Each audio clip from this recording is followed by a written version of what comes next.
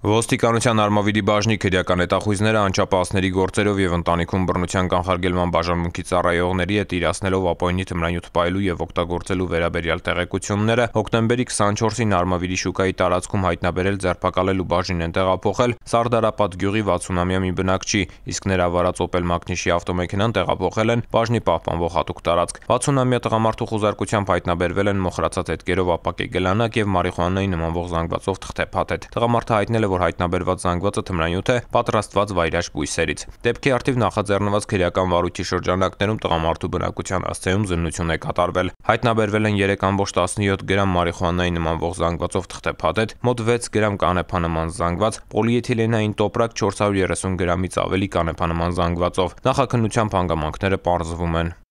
Ծանուցում ենթադրյալ հանցանքի մեջ կասկածվողը կամ մեղադրվողը համարվում է անմեղ, քանի դեռ նրա մեղավորությունը ապացուցված չէ Հայաստանի Հանրապետության քրեական դատավարության օրենսգրքով սահմանված կարգով, դատարանի օրինական ուժի մեջ մտած դատավճռով։